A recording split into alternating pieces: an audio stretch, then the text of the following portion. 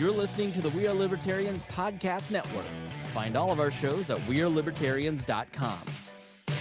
Welcome to the Chris Spangle Show. My name is Chris Spangle. Thank you so much for joining me here on the program, and I am excited to have on my guest today, Caden Rosenbaum, and we are talking about Elon Musk. Did I say your last name correctly? I should have asked. Yeah, you did. All Yeah, right, great. okay. All right. I'm known for not doing that.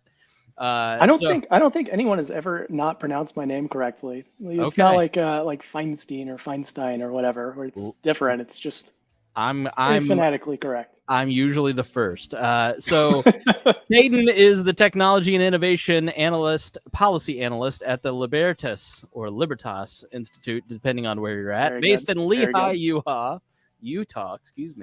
and he's a Young Voices contributor.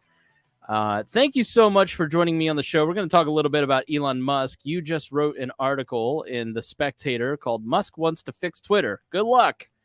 And yeah. I think you and I, based on this article, are sort of in the same mind. I don't know why he did this. Let me start with, why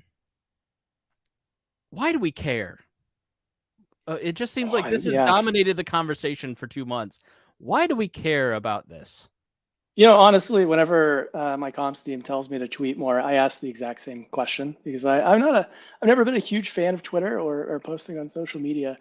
But in the last 5 or 6 years, there's been a big conversation around something called techlash, which is to say that people are getting angry at tech companies for what they say is shadow banning them or promoting ideals that they don't agree with and pushing them to the top. And it's been this big push, right, to come after tech companies, and it's scored really great political points. It's an easy little batter up, kind of thing. And so social media has come to the forefront because the biggest tech companies are social media, and Twitter is one of them. And Elon Musk, at some point, I want to say, had a tweet taken down, right? I'm going to tell you about the domino theory that I thought was hilarious. Had a tweet taken down, and it says, that there's this meme, and it's a little domino, and then a bigger domino, and a bigger domino. And at the beginning, it's like Elon Musk has this tweet taken down, and then it's like, buys Twitter for $44 billion so he could say whatever he wants. And a lot of people say that this purchase of Twitter is going to be good for free speech. Other people say it's going to be bad for free speech. It's going to create some bad content that people shouldn't be saying, pro child porn stuff or something. And I think that both takes are interesting. It's definitely been dominant in the news cycle, if not just kind of trolling on Elon because of how poorly Twitter is going right now. But that's why we care, is really because this is sort of about free speech. And on the other hand, it's about $44 billion for a company that is free, right? It's a free service, or it was for a little bit. You argue that the business model is basically played out, that they're Tumblr, that they're MySpace, that there's not much juice left in this, and that he's going to have a really hard time finding any way to turn it around financially. Yeah. Why? Yeah. I mean, looking at the numbers of users leaving Twitter, even before the purchase of Twitter by Elon Musk, and especially now when people think that it's there was a whole trending hashtag, Twitter shut down recently. I think looking at those numbers, it's pretty clear that what people are doing is either getting off of social media in the first place because they've taken back control of their lives, or they're moving on to a different platform where the content is different. It's something that they enjoy watching instead of, little angry tweets or debates over Twitters and retweets. I think people are getting tired of that. And MySpace, when it started, was awesome, right? It was a great business model. Everybody was excited about listen it. here, Caden. Let me ask you a question. Did you ever even have a MySpace profile? Oh, yes, I did. How old are you? Let me ask you that. Oh, I'm 28. I've got enough years to have. I think you're like me till about 2 years ago. You have a baby face, and then 2 years ago, my baby face went away. Oh yeah, I mean, I hope it never goes away, but I think if I keep flying as much as I do, it's just No, so I mean, everybody was really happy with MySpace until we found Facebook, and for me, finding Facebook was all about Farmville, which was the thing that attracted me to Facebook. And MySpace was great until it just didn't matter anymore, right? People didn't actually really care about profile music or a background for your profile, and it wasn't. The user interface wasn't something that would keep them on the platform. It ran its cycle. The same thing kind of happened with Tumblr. with some caveats, right? Like Tumblr was great for sad people, poets, artists, content creators who were just out there doing their thing. I was there too. I just really wished it didn't die. But what happened with Tumblr is that it was bought and sold by a bunch of different companies, and at some point they decided to ban all not safe for work content. Like people who are in the sexual performance business, they didn't let them on the platform anymore, and that was kind of a big driver for Tumblr at that point in time. It took away the features and their business model. It ran its cycle. It's over, right? At this point, it's more like of a novelty to still have a Tumblr account, and I Does it proudly still still have that exist? novelty. Oh yeah, oh yeah. Us, Oh. 20 people, we're still going strong. No, I had a analysts, MySpace account. I know MySpace still exists. Like Justin Timberlake bought it, and it's music based. that's news to me. Yeah, I did abandon MySpace finally. yeah. I don't think my profile's active. I don't think anyone needs to see the pictures of me in my BlackBerry and side swoop hair anymore. Yeah, I just I abandoned it. I think I like Twitter the best because it's almost like a blog aggregator. Yeah. It's not like Facebook, which is trying to be new AOL with every feature under the sun and is just incomprehensible. And if you run a page, forget it. You don't know what you're doing there either. And it's just sort of like an annoying product. Like Right. Instagram's fun. I really like Instagram. Yeah, Recently with the reels. Snapchat useless now that I'm married. Oh yeah, right. And but Twitter, like you can find so many interesting people there. So you're basically saying like those interesting people are leaving, and that's going to be a real problem. Yeah, and really just there's only a handful of interesting people. It doesn't really matter if they're on Twitter if the people who are, you know, they don't have like really interesting jobs like you and me, where like we're on radio stuff and we're talking to each other about ideas and we're being thought leaders. Like for people who are just like on there just to chill, if they're leaving Twitter, it doesn't matter how many interesting people you have. It's just a bunch of like interesting people talking to each other, which they might as well just send an email at that point, right? Yeah.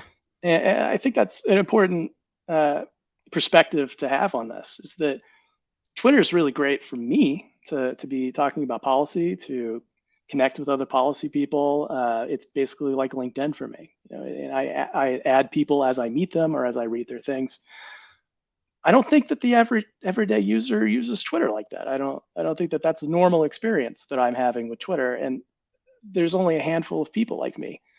And so what does that say Yeah. for Twitter's business model if they're not attracting people who are not like me, which is the vast majority of people? Yeah, Twitter really feels like the freak out over Musk buying it. It's overdone and over represented in the media. And my theory, and I'll ask you why the media is so tuned in on this, but my theory is that it's a lot of people who were not popular in high school, got jobs that gave them some modicum of success and fame, and they got a blue check mark. And now someone is taking that status symbol away from them, and now they're I feel upset because seen. right. I feel seen. Right. I don't have a blue check mark. I didn't pay $8, nor have I Oh, ever oh, published I like did.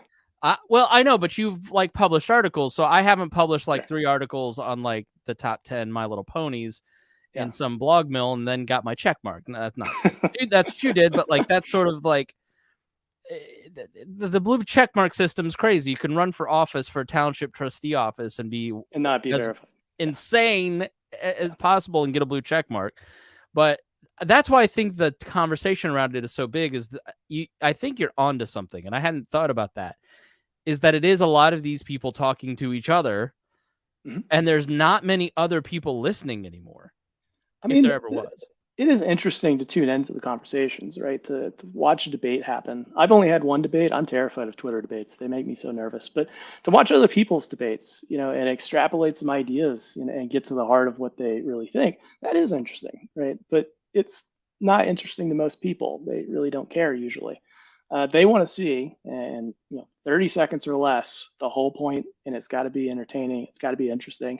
And a lot of people think that's a bad thing. I don't think that's a bad thing. I think that's great. I also want to see things in 30 seconds and be able to know what you're talking about.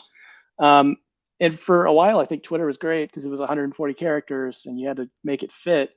But at this point, I don't know that people are very interested in that. they're losing interest in this whole reading people's thoughts and opinions over and over again every day. Why do you think that? Just everybody's got their own, the shooting that just took place. We found out the day we're recording this that, his mega maga grandfather may not have been as influential in all of this. And, but the last 5 days, everybody's got their own press department and releasing statements. And is it just opinion fatigue? I don't know. It's almost like overwhelming people with information and different takes. And you might hear a take. This is what happens to me all the time. I thought daylight savings was abolished. Let me just say that. Let's start with that. You see a take and it's like daylight savings is abolished, and you're like, wow, that's very cool. And they link to an article and you don't really read anything else. But you missed the tweet like 10 tweets down that was like, there's a fake daylight savings time thing that's going around. It's not real. You missed that. Or you do read it and then you're like, I don't know what to believe. Now I have to really look into this. That takes a lot of mental energy. The brain can only handle so much every day. And unless you're just packing a ton of nutrients in your body somehow, it's overwhelming, right? And I think that's one of the problems that Twitter is having now, is that not only are people overwhelmed with takes, they're also not getting it in very interesting ways. Like, for example, I'm a millennial, so I don't really have a TikTok. I have Instagram Reels. I'm entertained by Reels, and they can convey information to me, but it's entertaining and it's enjoyable to look at, versus a tweet, just like, oh, I have to read now. This is less fun, right?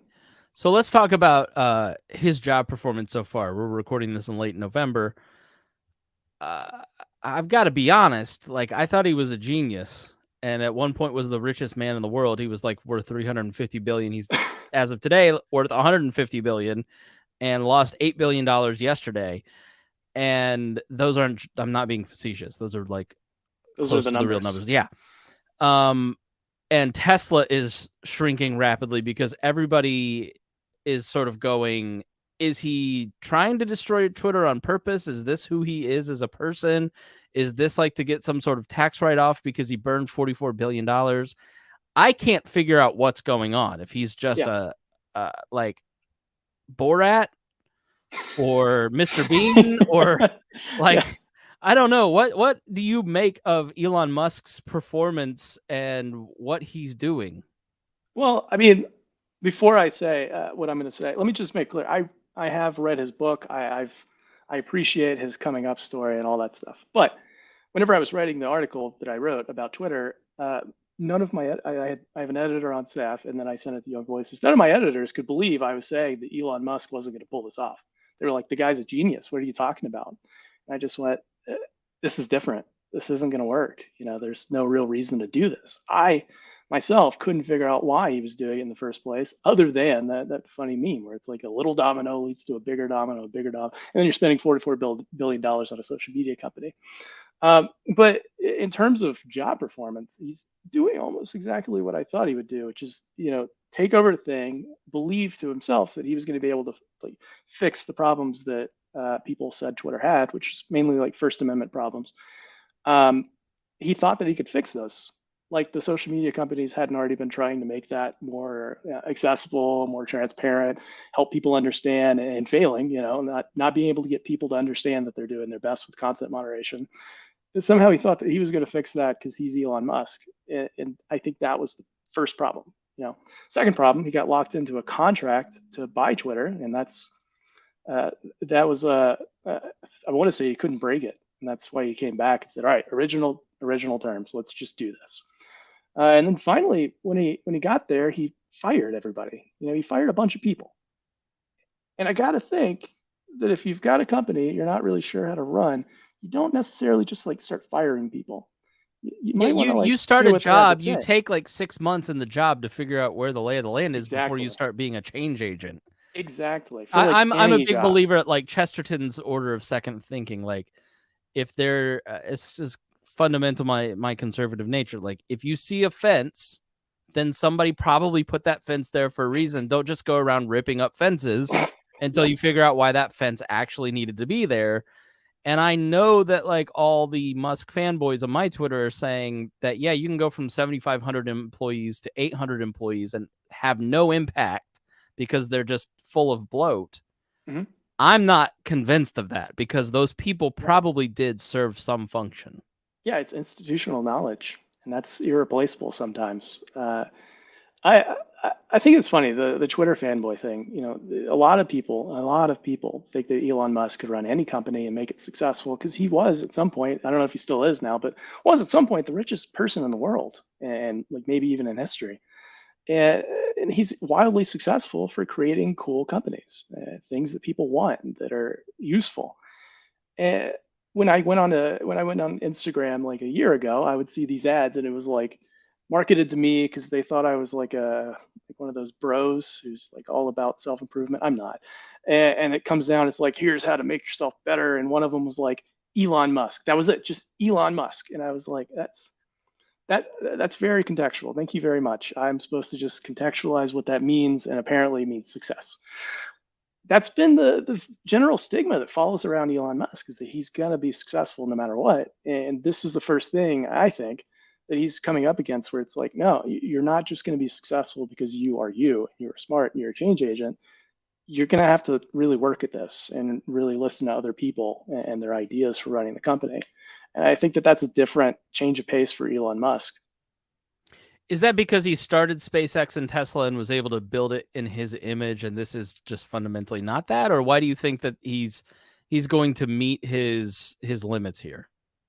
Well, yeah, I mean, with Tesla, for example, there was this account of him going and showing some reporter around. I can't remember where I read this. I wish I could. Showing a reporter around. It's somewhere out there on the internet, and he goes into a room of engineers, and he just walks in, and the engineer gives him an AR headset and says, "Look at this design that I've got for the car." And he looks at it and goes, okay.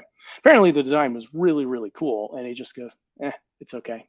Do a little better, right? He had a lot of control over his company, and it shows in his. There's a Joe Rogan podcast episode where he's there, and he's just clearly exhausted, right? Just so tired because he's just working himself to death, and that's also part of Elon Musk, is working himself to death to be successful. But that degree of control has been good for Tesla and SpaceX, where you're building things.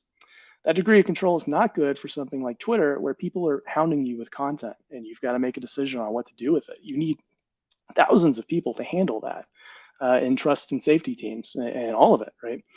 You can't really exert that kind of control. And I thought it was funny so far to see him on Twitter, and someone will be like, "I got kicked off for saying something," and he's like, "Fixed it," right? And like, he's the guy going in and fixing it himself.